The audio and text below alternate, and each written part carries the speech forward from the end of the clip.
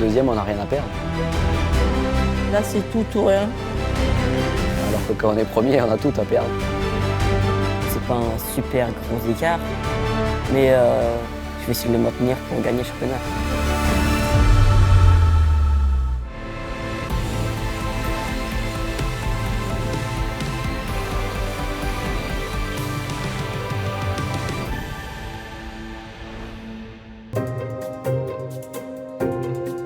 Avant de connaître le dénouement de cette saison 2022, il faut revenir à la base, là où tout commence pour ces pilotes en devenir qui veulent gravir les plus hauts sommets de la moto, les championnats de ligue Mini-OGP.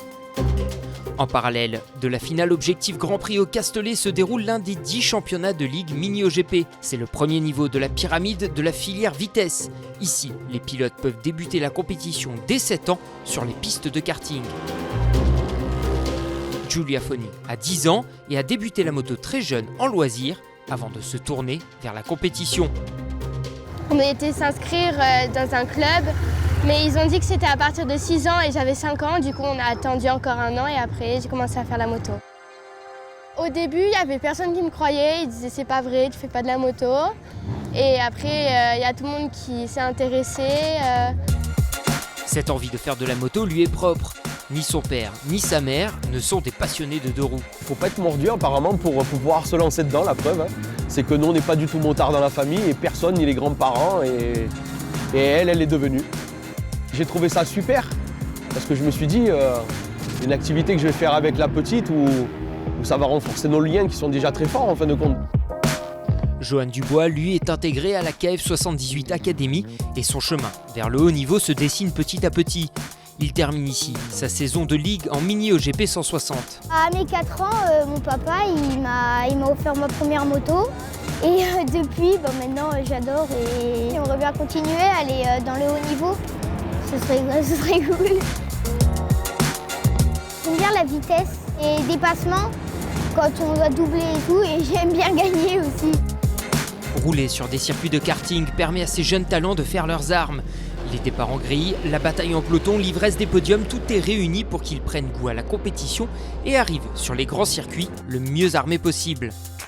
J'aime bien la compétition et je trouve que c'est amusant, rigolo, c'est trop bien. Mademoiselle Giulia Foni. Bravo. Moi, quand je vais sur le podium, je ressens de la joie, je suis content. Tu lèves les bras, quand tu es premier surtout, après même quand tu es deuxième ou troisième, tu es quand même assez contente, c'est sur le podium. Mon rêve, c'est d'aller en MotoGP parce que les motos, elles vont beaucoup plus vite déjà. Et c'est sur des grands circuits qui sont amusants surtout. Pour approcher d'un peu plus près ce qui les attend à l'avenir, l'ensemble des pilotes ont pu découvrir le paddock du FSBK à quelques pas d'ici.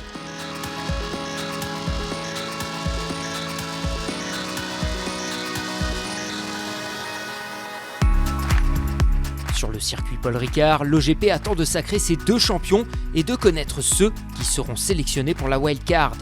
La pression qui pèse sur les épaules de ces apprentis pilotes est conséquente. Ces jeunes ont entre 13 et 14 ans. C'est quand même un gros stress parce que même s'ils ont tous l'objectif d'aller en championnat du monde, un premier titre, c'est quand même quelque chose qui leur trotte dans la tête depuis qu'ils sont tout jeunes.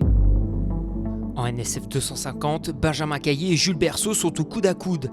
Les 2 pilotes se sont rendus coup pour coup et aucun n'a le droit à l'erreur à l'aube des 2 dernières courses. Mais Jules Berceau se présente au Castellet diminué. Je me suis cassé le doigt au collège. Quand ils ont appelé mes parents, j'ai tout de suite pensé au championnat. Du coup, je pensais que ça allait plus me désavantager que ça. Mais j'arrive à trouver des bonnes solutions. J'aborde la dernière course avec quand même 6 points de retard. Donc il faut quand même que j'arrive à les rattraper. C'est sûr que c'est pas un super gros écart, mais je vais essayer de le maintenir pour gagner le championnat. J'ai fait une saison plutôt compliquée comparée à mes attentes. C'est dans le dur qu'on apprend, du coup là j'ai eu des moments difficiles et du coup je pense que j'ai appris. En pré-moto 3, Célestin Mazzi mène la danse, mais il n'a pas pu marquer autant de points qu'il le souhaitait à Carole. Derrière lui, Mathias Rostani revient de blessure, mais compte bien arracher le titre sur le fil. J'arrive en combattant pour me pousser au maximum, me pousser au bout et aller chercher le meilleur de moi. Je sais que j'ai rien à perdre. Là, c'est tout ou rien. L'esprit conquérant du numéro 13 lui a parfois joué des tours cette saison, mais c'est peut-être plus bénéfique qu'il n'y paraît. Moi, je ne considère pas que c'est un défaut, parce que je pense que c'est à cet âge-là qu'il faut être fougueux, essayer des choses et du coup dépasser la limite.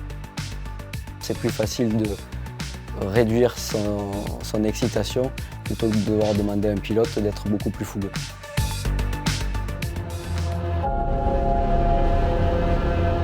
Dimanche matin, Benjamin et Mathias se préparent pour livrer la dernière bataille de la saison tout en regardant le Grand Prix du Japon.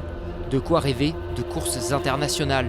Un rêve qui peut se concrétiser à l'annonce de l'attribution des wildcards pour participer à une manche en European Talent Cup avec l'équipe de France de vitesse.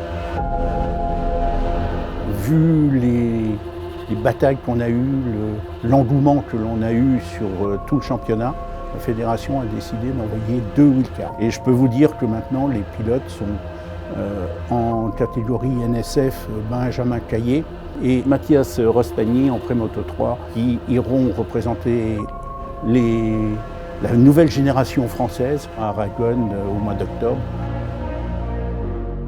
Avant de se tourner complètement vers Aragon, il faut terminer le travail entamé au Mans en mars dernier et essayer d'aller chercher le titre national.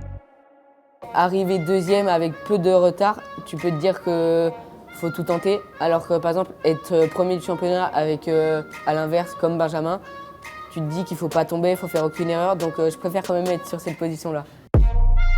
Pour départager Jules Berceau et Benjamin Caillé, les autres pilotes se mêlent à la bagarre. Evan Boxberger signe la pole et remporte la deuxième course.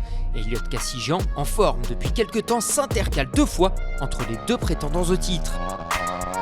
Jules Berceau hérite des 25 points de la victoire en course 1 après la pénalité reçue par Evan Boxberger. À 4 dixièmes derrière lui, mais en 3e position, Benjamin Caillé marque 16 points et perd les commandes du championnat. Ces 2 jeunes sont quand même à un niveau actuellement assez proche. Et ce sera plutôt celui qui sera solide psychologiquement qui devrait gagner le titre. Tout se décide dans la dernière course de la saison. Les pilotes sont roue dans roue et les dépassements incessants. Jusque dans le dernier tour, l'issue du championnat est incertaine. Mais à la sortie du virage du pont, c'est Jules Berceau qui se présente en tête des poursuivants et coupe la ligne d'arrivée 2e. Il est devant. Il est devant. Une place qui lui suffit pour être couronné champion de France 2022, NSF 250.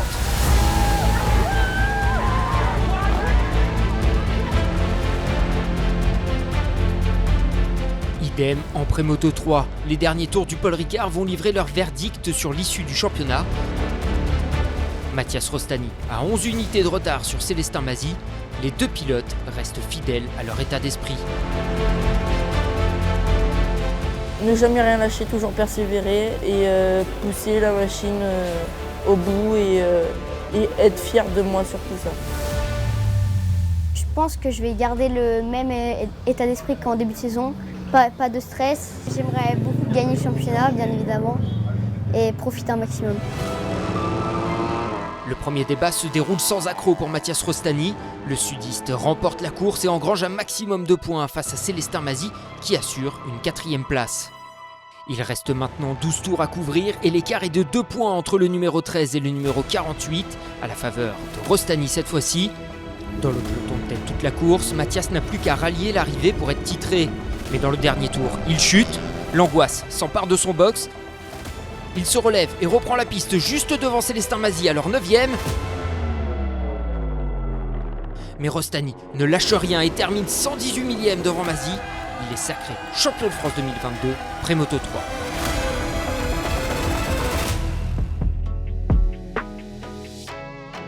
La saison nationale s'achève pour l'ensemble des pilotes. Le championnat Objectif Grand Prix a gonflé ses rangs tout au long de l'année avec 30 pilotes au départ de cette dernière manche au Castellet. La génération vitesse grandit et rêve de tutoyer les sommets internationaux. Les premiers pas hors de France de Benjamin Caillé et Mathias Rostani se feront en Espagne, à Aragon.